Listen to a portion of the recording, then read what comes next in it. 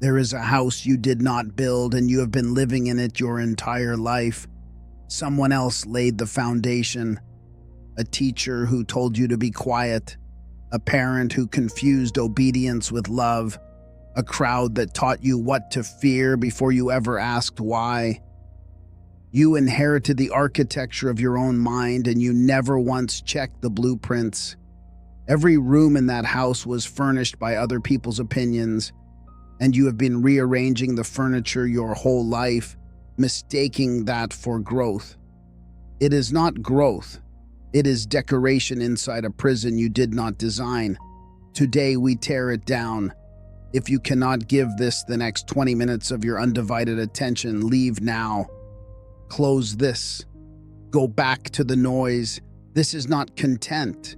This is construction, and construction requires a mind that is present, still, and willing to hold a single thought long enough to let it cut.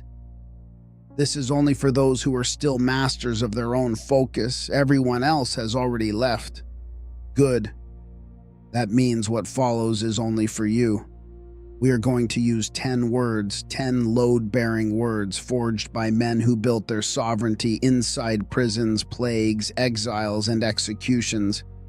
We are going to use them the way a mason uses stone, not to decorate, but to build something that does not fall when the wind comes. The Stoics called this the Inner Citadel, not a metaphor for comfort, a fortress, a place inside you that no emperor, no mob, no grief, and no failure can breach. Most people never build one. They live in tents made of other people's opinions and call the collapsing canvas identity. You're going to build in stone. The first word is prohairesis. Say it slowly, because it is the cornerstone of everything that follows. It means your faculty of choice, the single part of you that no external force can ever touch.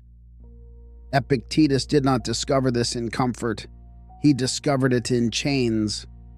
Born into slavery in Hierapolis, his body owned by another man named Epictetus, his leg broken, some accounts say deliberately, by his master's cruelty.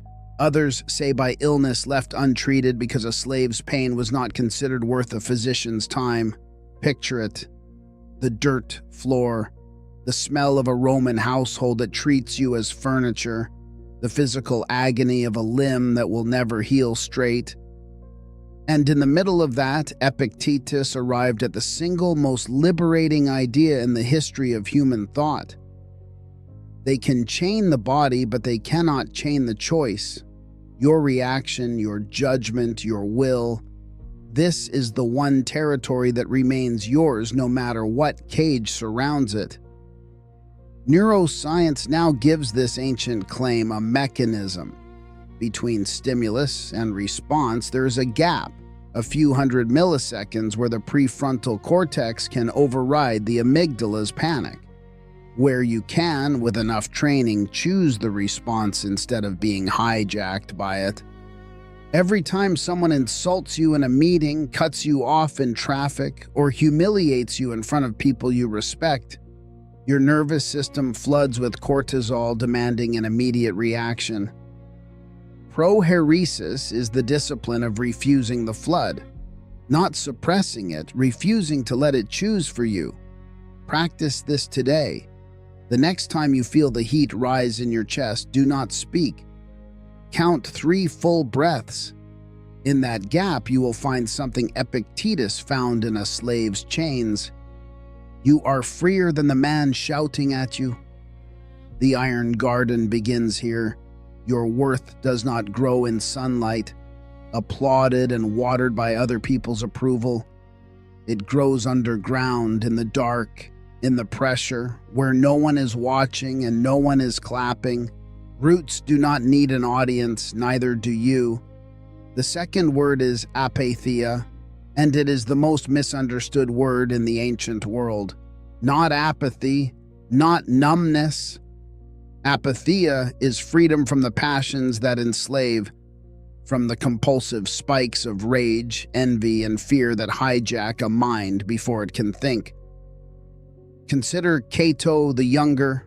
Standing in Utica, as Caesar's legions closed in on the last free republic he had spent his life defending, he had watched Rome's institutions bought, its senate hollowed, its liberty auctioned to the highest bidder.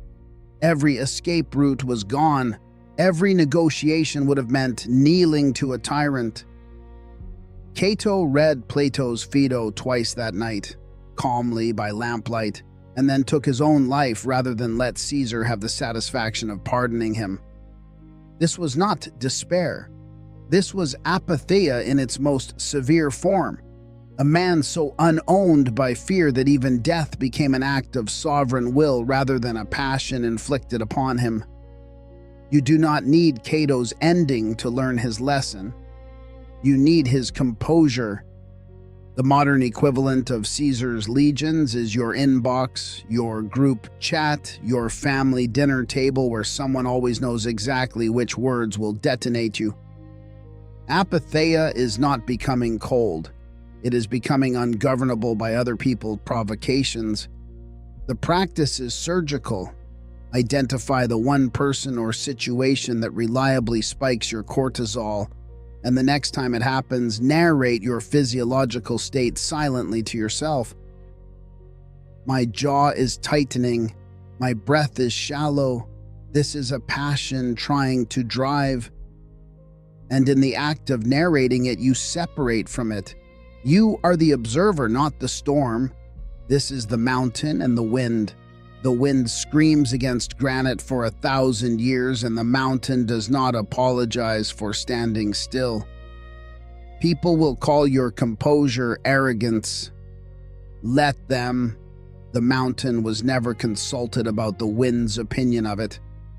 The third word is daemon, not demon, but the inner divine spark the Stoics believed governed each person's highest reasoning self.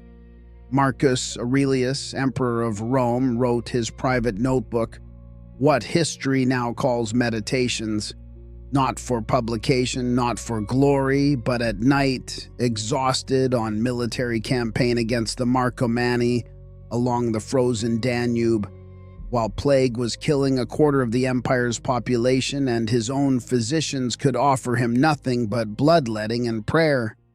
Picture the man who commanded the most powerful army on earth, sitting in a tent in the cold, writing to himself. You have power over your mind, not outside events. Realize this and you will find strength. He was reminding his own daemon of its authority because even an emperor's ego wanted to blame the plague, the barbarians, the treacherous generals. The daemon does not blame. It governs. Psychologically, this is the difference between an identity built on the fragile validation loop of the ego, which needs applause, rank, and comparison to survive, and an identity anchored to your own inner standard of reason and virtue, which needs nothing external at all. In the office, your ego wants the promotion to prove you matter. Your daemon asks only whether you did the work with excellence. In the family, your ego wants to win the argument. Your daemon asks only whether you spoke the truth with composure. Tonight, before you sleep, take 5 minutes and write to your own daemon the way Marcus did. Not a diary of events, but a debrief of your character. Where did you let the ego drive today? Where did the daemon actually hold the wheel? If this truth already feels like armor forming around you, mark it, not for me, but as a signal. The modern world is engineered to keep minds distracted, fragmented, and reactive because distracted minds are profitable and reactive minds are controllable. A signal sent from someone who felt this land is a signal that pulls this frequency into the feed of someone still unarmed, still living in a house they didn't build. That is the only reason it matters. The fourth word is the dichotomy of control, and it is the surgical tool that separates every Stoic from every anxious mind in history. Epictetus reduced the entire art of living to one sentence. Some things are in our power and some are not. Opinion, impulse, desire, aversion, ours. body, property, reputation, office, not ours, or at least not entirely. The modern mind collapses this distinction constantly. You do not control whether your coworker gossips about you. You control whether you dignify it with a reaction. You do not control whether the market crashes, whether your parent ages, whether a relationship ends. You control the discipline of your response to each of these facts. Cortisol does not know the difference between a tiger and a text message left on read. The body reacts to both as threat. The dichotomy of control is the deliberate retraining of that alarm system. Before reacting, ask one surgical question. Is this mine to control? If not, release it immediately the way you'd release a rope someone is trying to pull you into a fight with. This is the rope. Someone offers you the other end of it constantly. An insult, a provocation, a manipulation dressed as concern. The Stoic does not win the tug of war. The Stoic simply does not pick up the rope. There is no contest without two hands pulling. Most people watching this have already scrolled away, already returned to the tent made of other people's opinions. You have not. That already separates you. If you are ready to stop being pulled by ropes you never agreed to hold, write it plainly where others can see it. I have dropped the rope. Let that sentence exist publicly as a mark against your old house, the one that is now coming down. The fifth word is memento mori. Remember you will die. Seneca understood this not as morbid decoration, but as clarifying fire. Exiled, recalled, made tutor and advisor to Nero, and ultimately ordered by that same student to end his own life, Seneca faced his execution with a composure his biographers describe as almost surgical, attending to the details of his own death the way a craftsman attends to a final piece of work. He had spent decades writing letters about the shortness of life to friends who assumed they had unlimited time. He was right, and the proof was his own sealed fate arriving by imperial decree. Memento mori is not despair. It is prioritization. The brain, when confronted honestly with mortality, stops caring about the argument that felt so urgent an hour ago. It starts asking what actually matters before the ledger closes. Practice this without theatrics. Once a day, ask yourself if this was your final year, would you still spend this hour on this grievance? Most answers are no. That no is data. Follow it. The sixth word is premeditatio malorum, the premeditation of adversity. The Stoics trained by imagining loss before it arrived, not to invite anxiety, but to disarm it. Marcus Aurelius began mornings reminding himself he would encounter liars, the ungrateful, the arrogant, and the treacherous that day, not as pessimism, but as inoculation, so that when it happened, it arrived as expected weather, not as personal betrayal by the universe. This is neurologically sound. The amygdala responds far more violently to the unexpected than to the anticipated. Rehearsed adversity loses its power to hijack you. Tonight, before an important meeting, a difficult conversation, a flight, spend 90 seconds picturing the worst reasonable outcome and answering calmly, if this happens, what would I do? You are not being negative. You are preloading the response so the ego cannot ambush you with panic later.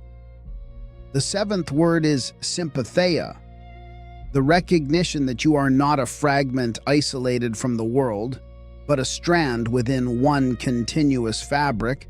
As Marcus repeatedly reminded himself while ruling an empire he did not always want to rule.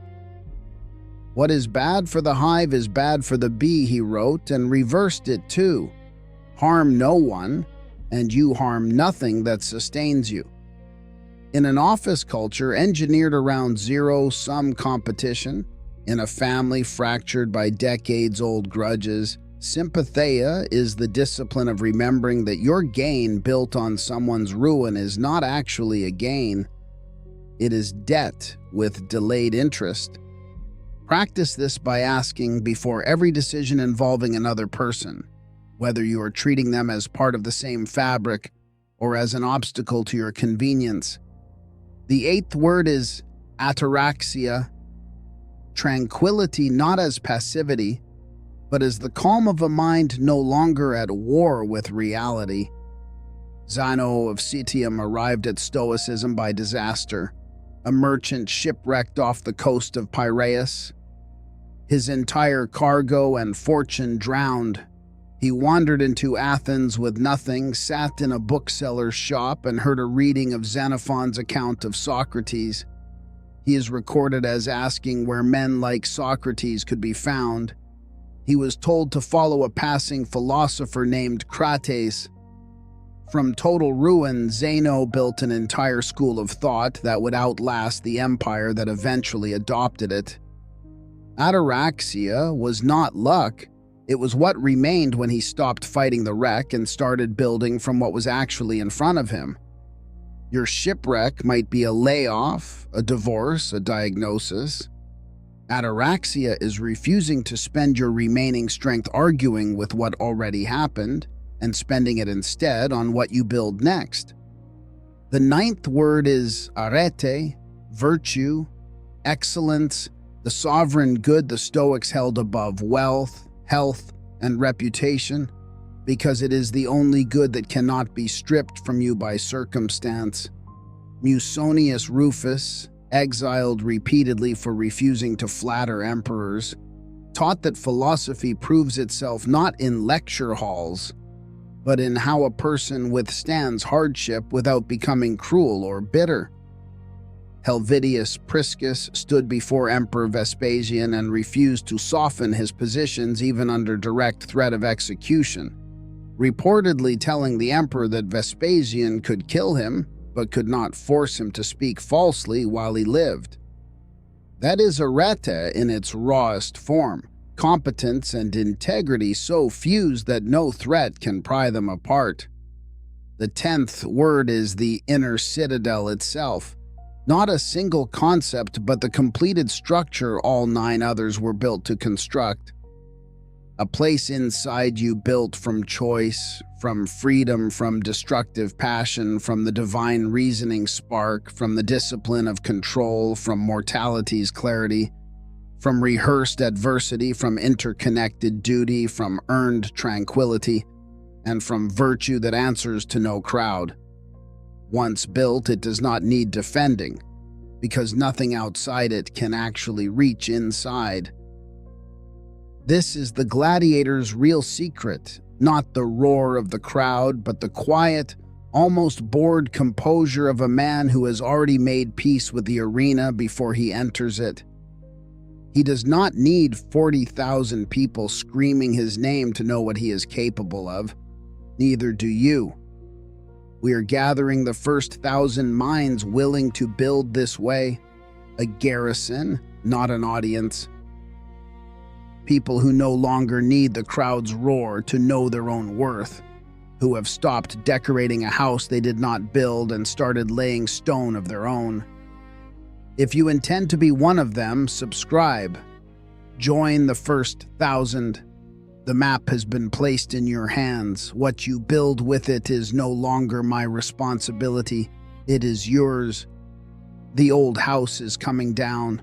What you build in its place will hold, because this time you are the one laying the stone.